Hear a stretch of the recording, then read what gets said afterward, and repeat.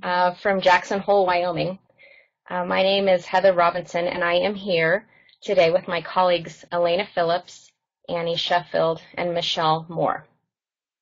The four of us are students in a Learning Technologies doctoral program and have a common interest in constructivism and effective online teaching. Over the past year and a half, we have been working together to design a course to help prepare future teachers to teach online. And while we don't believe we have all the answers, we are hopeful that in sharing what we've created so far, we will receive valuable feedback as we move forward piloting this course next month.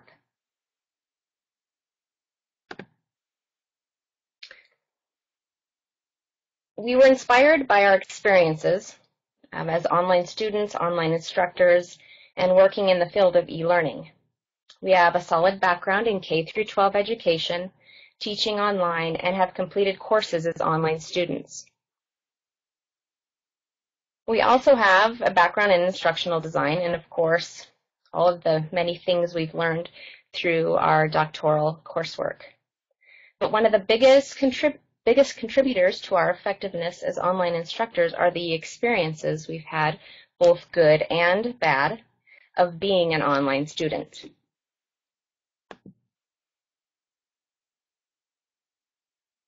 The course we are sharing today is inspired by a need we recognized, that many of those tasked with teaching online have received little to no training in how to do so. Specifically, those teaching what we refer to in the U.S. as K-12, or students from the age 5 to 18. Online education is expanding overall, and the K-12 area is no exception.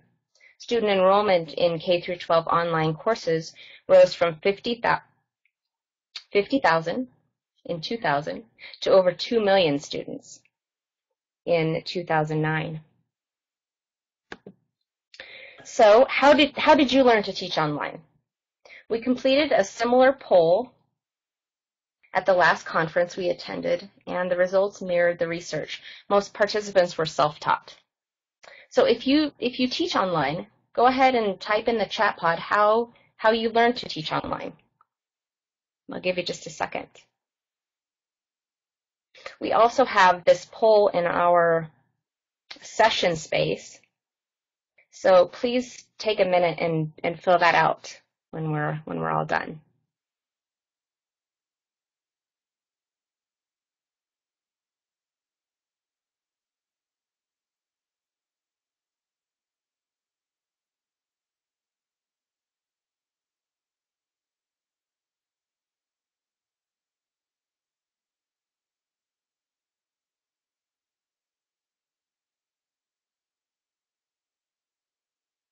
Self-taught, okay. Mostly majority self-taught.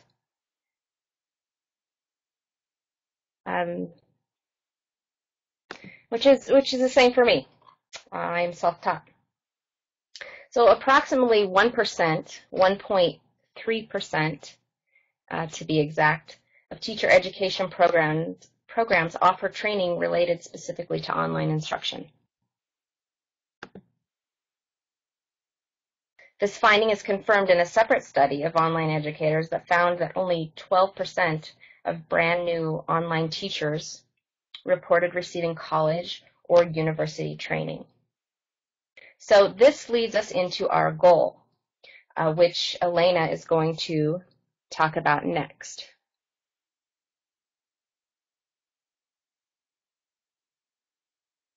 Okay, hopefully you can hear me okay. I'm talking to y'all this evening from Texas.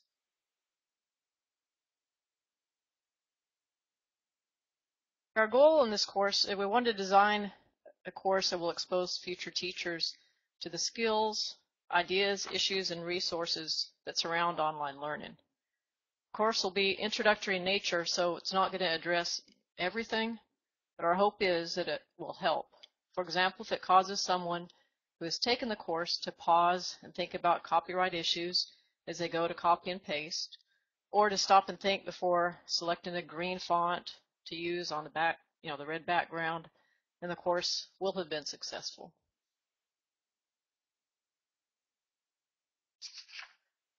Another goal is we want to design a course in which the learners actually get to do the thing they'll be expected to do in real life.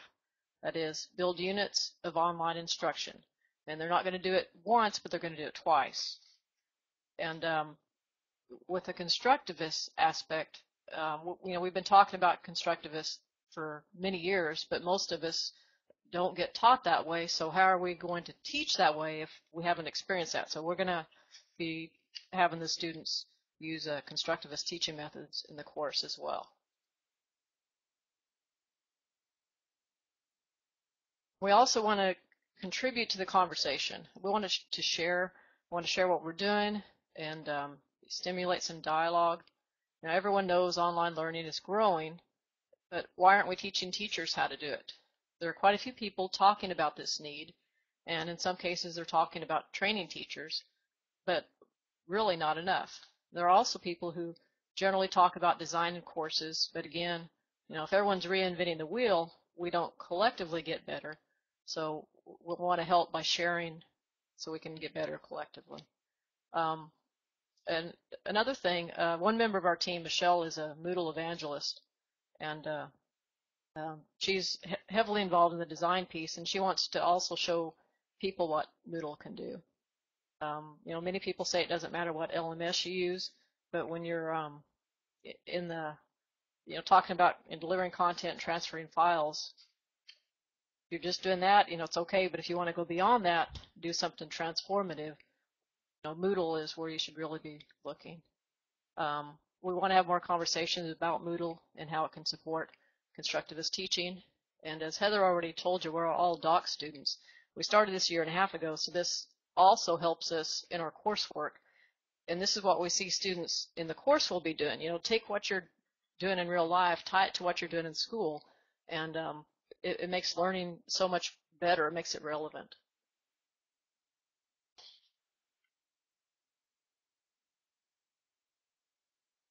And we also have objectives for the course, of course. Sorry. It's based on research and standards and recommendations from the most recognized educational technology groups in the field, like ISTE and INACOL, which is the International Association for K-12 Online Learning. The overriding objectives are, first, we want the learners to be able to truly engage students in an online learning experience. Next, through the course, the learners will be able to navigate current and emerging tools for online learning. And third, the learner will be able to identify and implement features that allow students to be successful in the online learning environment. Finally, upon completion of the course, learners will have designed 2 units of instruction and acted as co-facilitator for one. Next, Annie's going to talk about our approach.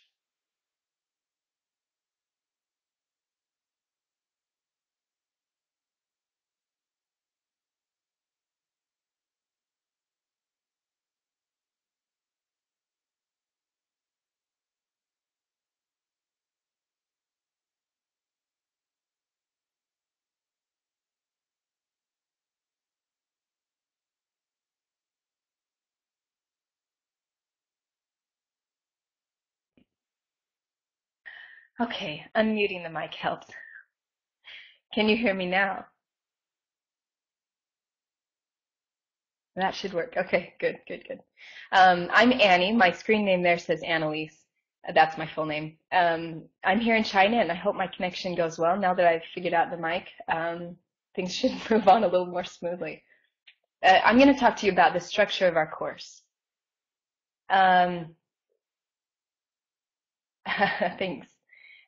So I think we're in good company here with this crowd. We have constructivist philosophies, and we feel like constructivist authentic approach is the best way to prepare future teachers for the challenges that they'll face in the classroom.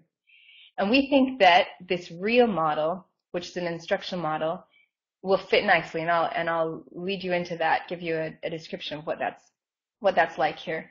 But the real model uses constructivism and helps students become active learners, and we hope it'll be a very effective way to make the class learner-centered.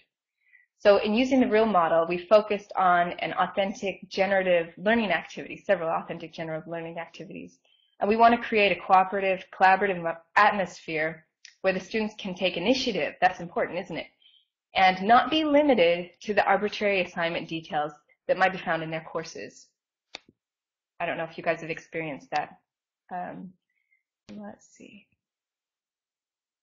So these are the 5 attributes of the Reels model, that students take initiative, that the learned activities are generative and authentic, and that they collaborate. You might recall from our last discussion that we had the course developed into 3 units. First, we wanted to develop a community and build basic skills. So the students were studying online topics and developing a unit in online topics. Second, the students in the course would be the teachers. We would give them the chance to integrate that information in their brains and get that really solidified in their minds as they taught their classmates. So they would take a week of class and teach their peers. And finally, we wanted to cycle back through this process one more time and ask the students to develop a second unit that would be applicable to their future careers as K-12 teachers.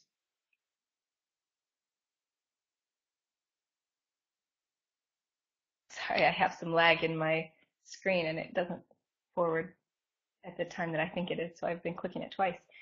So through these units, there are a number of activities, and while this list here is not all inclusive, it'll give you a little bit of an introduction to the activities that we have in the course and how we've designed them using the Reels model. These are not only constructivist, but they also reach the higher levels of Bloom's taxonomy as well. I'll give you a second to read through that slide without my voice over it.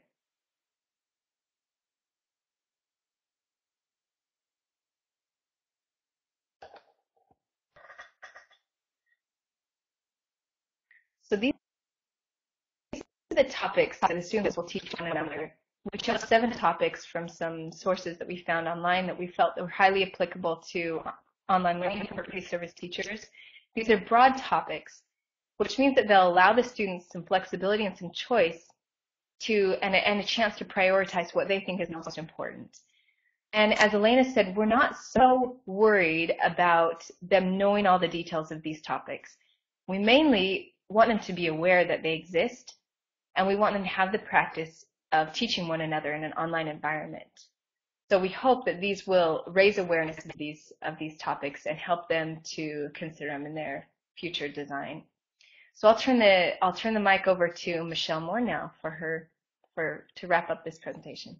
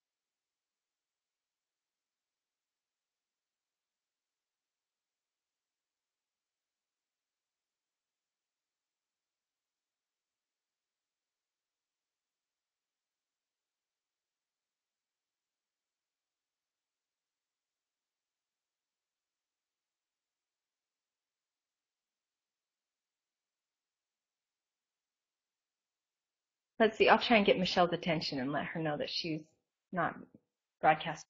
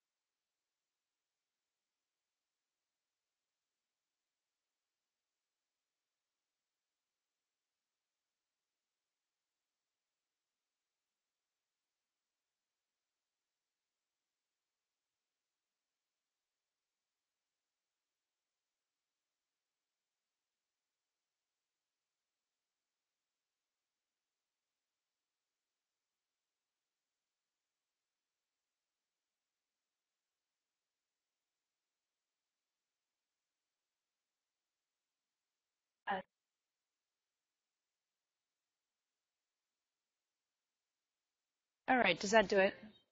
Can you hear me now? Oh, you can. Fantastic. I clicked the same buttons I've clicked 5 times before, but you know, it's a magic touch, right?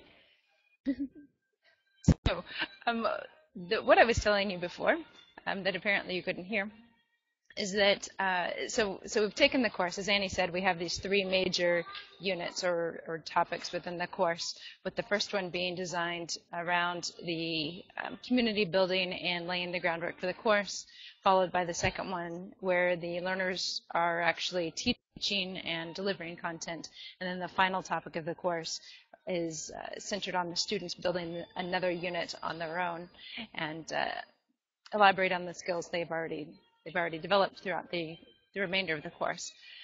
So as we look at the course here, what we're seeing is the course front page. And the way we've structured this course front page is probably fairly typical of what you've seen in lots of Moodle courses, is that in this top section up here at the top, we have the introductory materials, the things the learners will use throughout the course. So the course guide and syllabus, we have the announcements forum, a general discussion and questions forum, and then we've also created a one-on-one support forum. And the reason for this is there will be a couple of us collaborating or co-facilitating the course. And actually at a restaurant nearby, but yes. So the one-on-one support forum is designed to allow us as instructors to see what the students are, to respond to the students' questions together. So instead of the students using messaging to send a message to one instructor or another, we can see the students' responses here, and both instructors will have insight, and the student won't have to wait for one instructor or another. So, and we did that just using separate groups on that forum, and every student is set up in their own group. So kind of a handy way to manage those one-on-one communications, all private to the remainder of the students. And then we have the first topic of the course devoted to getting started activities. This would be the introductions forum and kind of outlining how the course will work. And then we moved into topic 2, where we start to lay the groundwork for the topics and online learning project. Now, one thing that I want to comment on that I think is a little interesting, and I'd be interested to know your feedback, is because I'm using this collapsed view that shows me just the topic summary and the number of activities within this section, I opted to show topic 1, which is the default title of the topic, and then put in my own title for getting started. Now, this is counter to what I've done in all of my courses in the past. Normally, I would replace topic 1 with the getting started, but I found that when, from the student perspective, as I would go into this topic and be looking at all the activities, the expanded view of this topic, I would have forward and next buttons to move me to the next topic. And if I had the Getting Started title in there and the Topics and Online Learning Project titles in there, then those show up in the navigation. And to me, it seemed a little more intuitive for the student to see, okay, we're going from topic 1 to topic 2. It probably depends a little bit on how your units are named, but that's the way I've done this at this point, and I'll be kind of interested to see what the student feedback is. Have any of you encountered that or thought about that in your own courses? Or used that more collapsed view?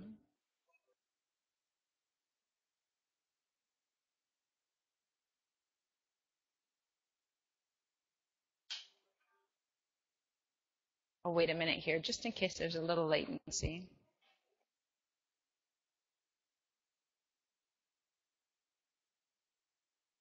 Especially at the beginning of a course, yeah.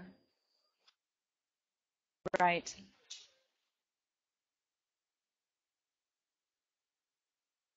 And course display options. Yeah, so this option to do a collapsed format is relatively new, and it's a bit different than, like, there's a plugin that will let you do a collapsed topics or collapsed weeks format, and this shows a little bit differently than that. I've been kind of playing with the various options to decide what I like. I do kind of like this overview view to let the students see an overview of the course, but it depends on whether or not you have, whether you want to reveal everything in the course all at once to your students, or if you want them to just see one topic at a time. I don't think I'd use this if I was inclined to have students see just one topic at a time. Right. Yeah. Maybe for the reason Kim mentioned. They don't know where to go to actually see all the activities. I hadn't thought about that. That might be another area for training, right? Like, because this is one of the things I've liked about Moodle is it's very transparent. And so, yeah, I guess that would be one more thing you'd have to provide in the training. That's true too. Have your students had trouble with that? Do you have to show them how that works, or do they figure it out intuitively?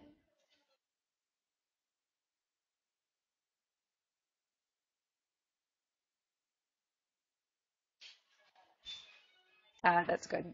It's helpful when you can do that in a blended environment. You can get away with so much more. And that's something that I hope to come. I love the progress bar plugin. Yes, yeah. I know, right? Yeah, so you have to make choices, trade-offs. So these are the kinds of discussions that we hope come up and hope our students realize as they go through this course. So as we go a little bit further into the course, you can see how we lay out a typical unit or a typical topic. And while we don't expect or really want our students to actually mimic exactly what we do think there's value in the students seeing how we set up our courses. And having done this kind of thing before, I will see a lot of patterning where their units will look somewhat similar. But given our desire and our very constructivist approach, I think that'll actually be a really, really cool thing. So they won't default to just putting up, 5 different links and 3 PowerPoints. So as we look at a topic then, the way we've got this structured, you see again here the summary at the top of the unit. And then we have a weekly web conference session, because our own experience as learners have proven those sessions to be really effective, and they're a really nice way to build community and teacher presence and social presence, and basically connect everyone together in a way that is really difficult to do online in other fashions. So these sessions will be about an hour long. We think that's a good amount of time without consuming too much of their evenings or whatever time we take.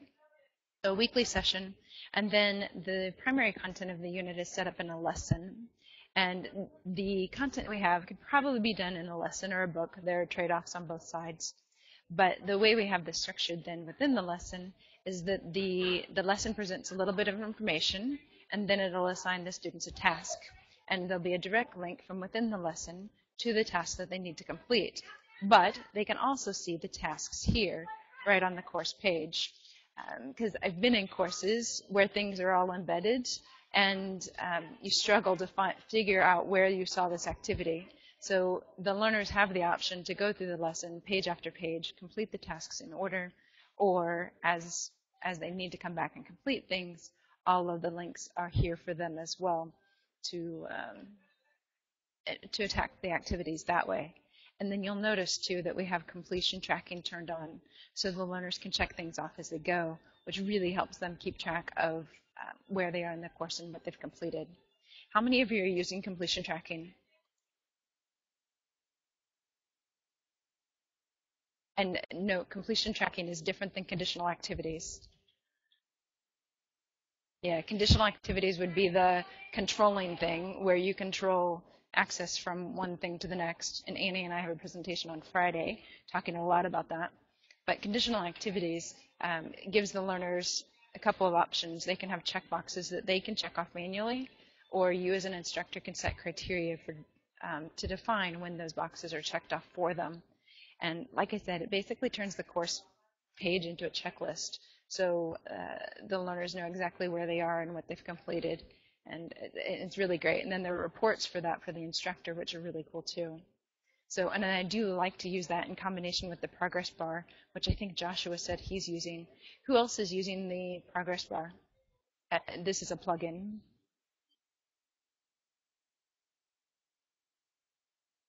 Michelle is. Yeah, yeah, Annie, because we're doing that course together. Yeah, so if you've not checked that out, the Progress Bar plugin is really cool. I think Dave O. Smith is the one that developed that. It's not. I don't know if maybe someone can go to the plugins database and grab a link to it while we're chatting here. But the Progress Bar plugin, what I like about it is it provides a nice visual, and it appears in a block on the course page. Joshua, you're awesome, thanks. It provides a block on the course page that shows the learner like a green bar that, or it shades in green. Oh, it's Michael, thanks, Joshua. The bar fills in as the learners complete activities. So I, as the instructor, can say, I would like the update your profile and introductions activity tracked in the progress bar. And when a learner completes those, I can have them marked off in the bar. And I can group things into chunks, or maybe have a different progress bar for each topic. Depending on how long your course is, that could be kind of crazy. But or you could have one progress bar for the entire course. So, like I said, it basically takes what you can kind of see with the conditional activities and makes it a little more, with the completion tracking, I should say, and makes it a little more visual. So that's going to input, Joshua. Yeah.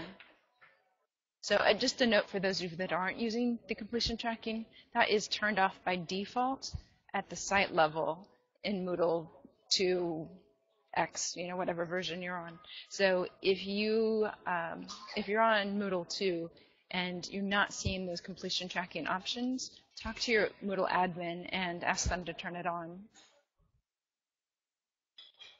So moving to 2.6 after years of 1.9.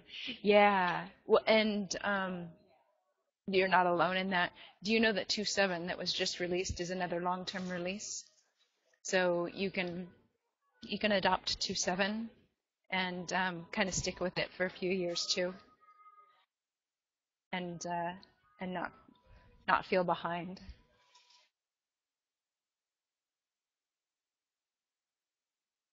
So another thing I wanted to show you here is an example of the lesson page. And we've used within the lesson page, we have the content of the lesson, and then we have a table of contents up here on the side that you can see. And then we also use the progress bar or the progress tracking within the lesson as well. So note this progress bar within the lesson is different and operates independently of the progress bar plugin that we were talking about. But it's the same premise. It allows the learner to see where they are within the lesson so that if they walk away and come back, they can pick up where they left off, and they know how much further they have to go, so they don't have to guess as to how long the lesson is. How many of you are using lessons?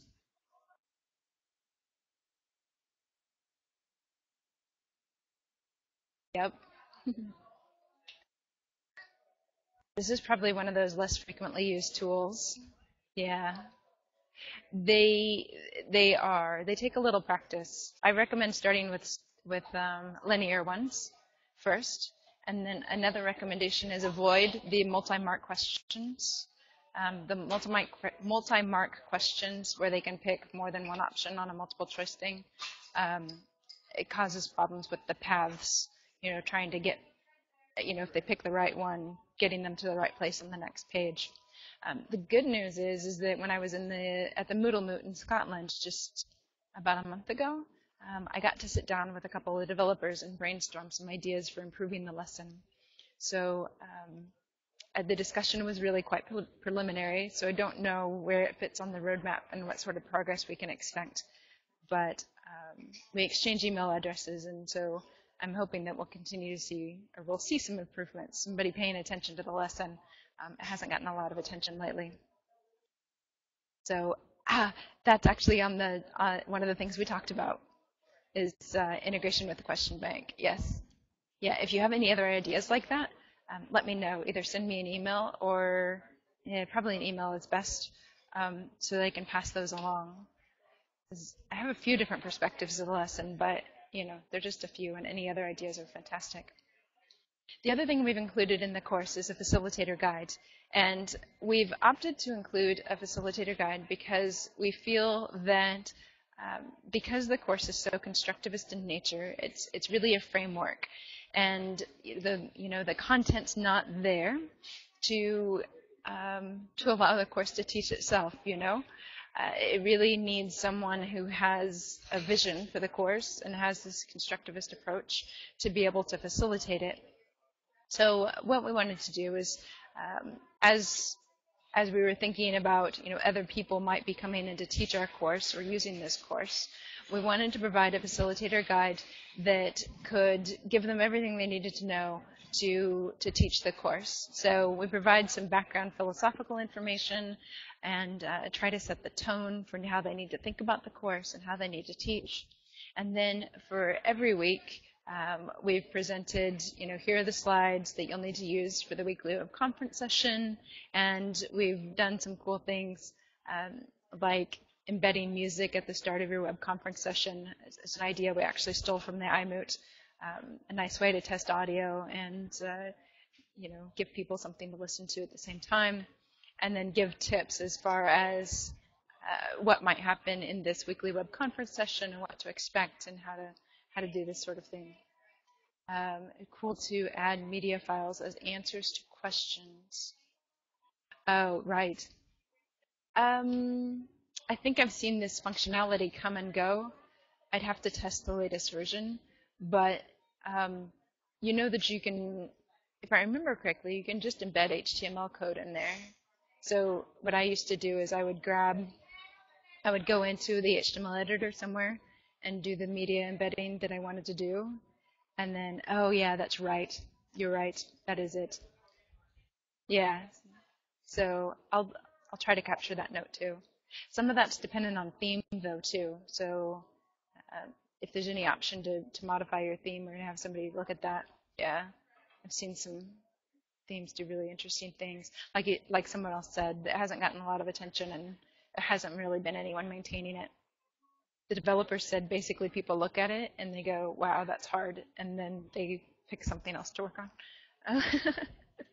But yeah, I know, right? But like I said, I talked to some developers that seem to be interested in taking this on as a project and making it their mission.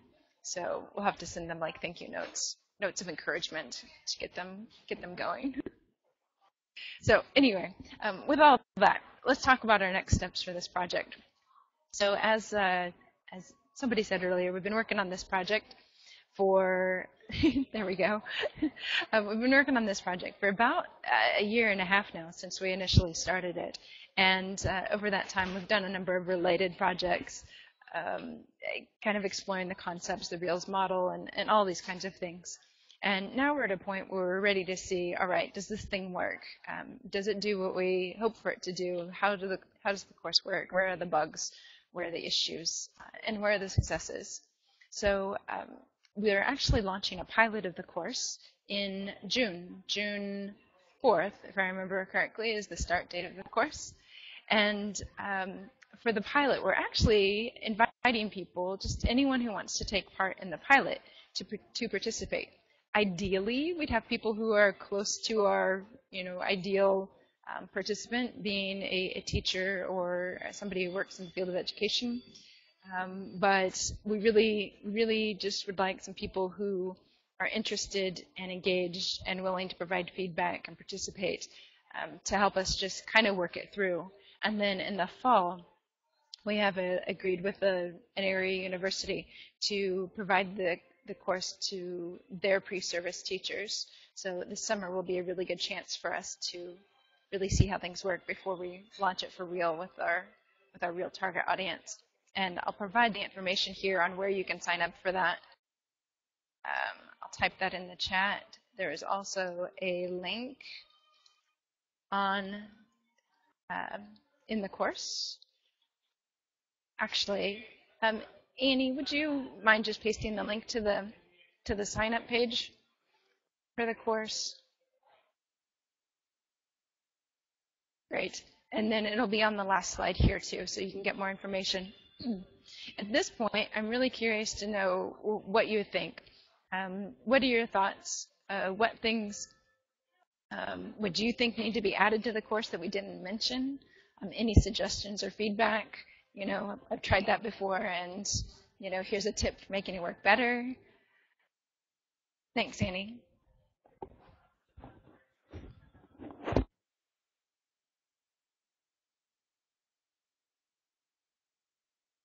Has anyone done this kind of course before?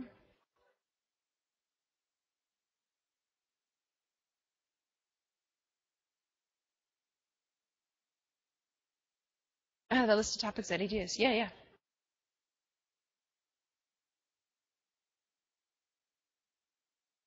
So I think probably, is that page? Or are you looking for the list of topics on online learning?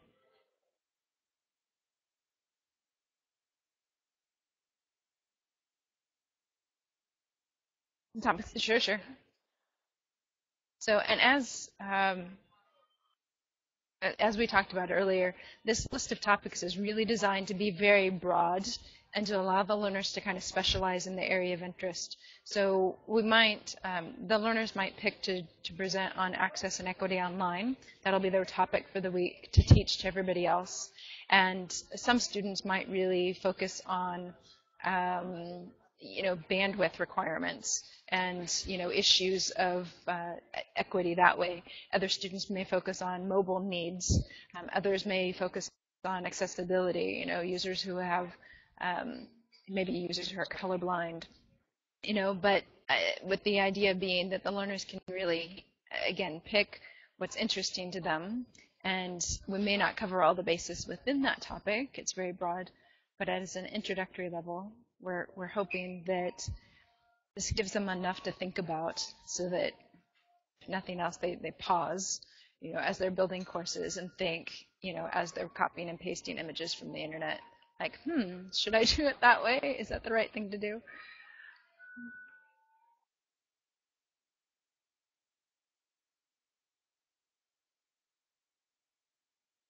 Right. So they get the experience building one topic.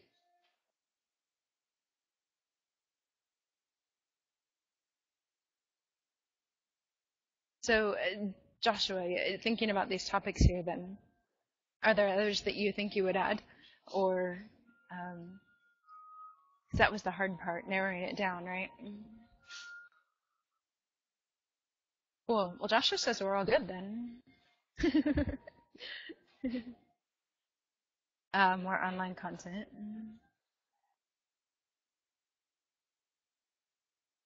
So at your community college, do you teach these kinds of things? I find in a lot of places people are very focused on the tool, which is, in a way, it's a bit necessary, right? You have to start with the technology. Maybe I don't know. Maybe you don't.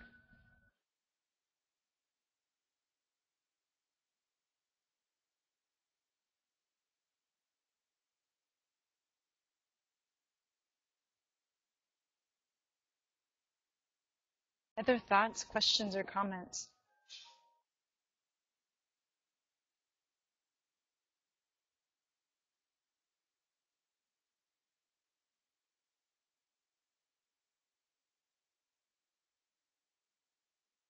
And if anyone else wants to grab the mic, just holler. Yeah. ETOM courses for training faculty. I don't know if I know that acronym, Kim.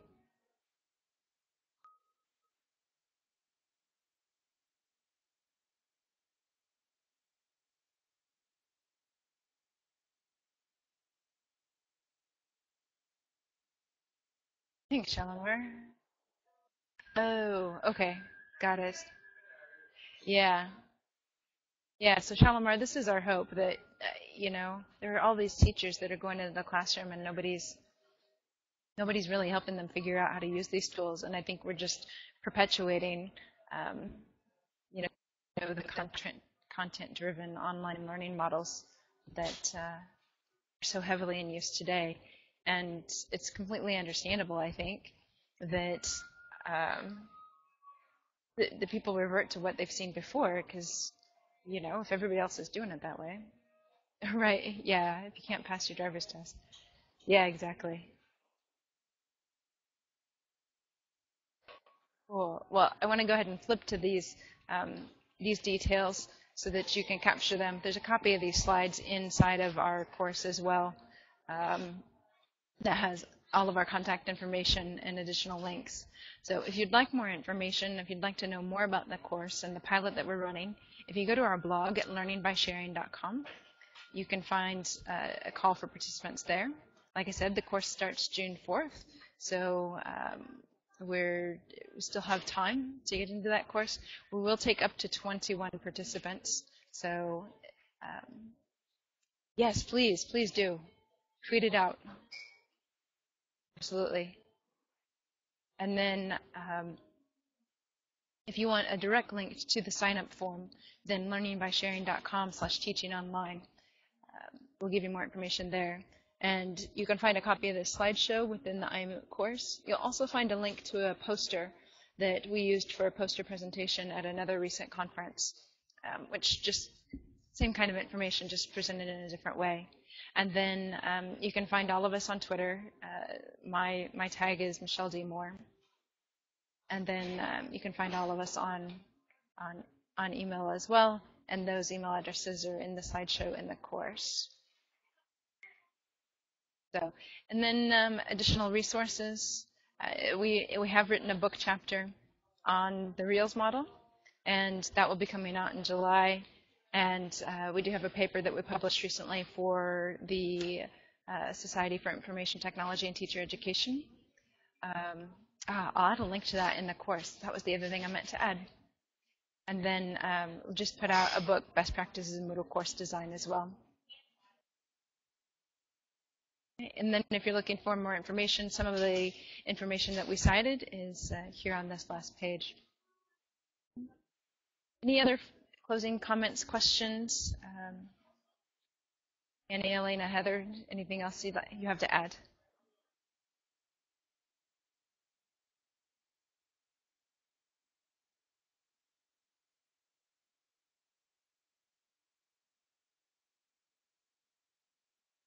This is Annie. I would just encourage you. Oh, sorry, did I overlap with someone? But I would encourage you, if you're interested, to look into the real model. It's something that we came across in our classes, but it's really it's faded from popularity, and we think it deserves a second look.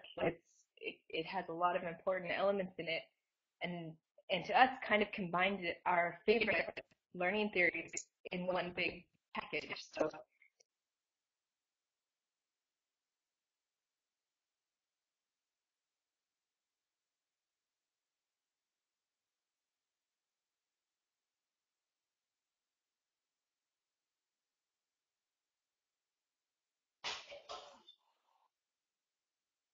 All right, if there are no other comments or questions, then as we've said in the chat, thank you so much for your time and attending today. If you'll send out information about the course, even if you're not interested, send it out to your network.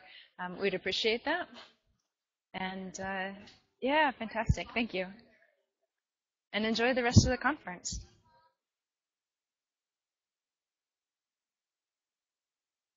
Hi guys, it's Shane here. I just thought I'd say a thank you on behalf of all the iMoot team to all four of you for presenting today. That was awesome. Thank you very much.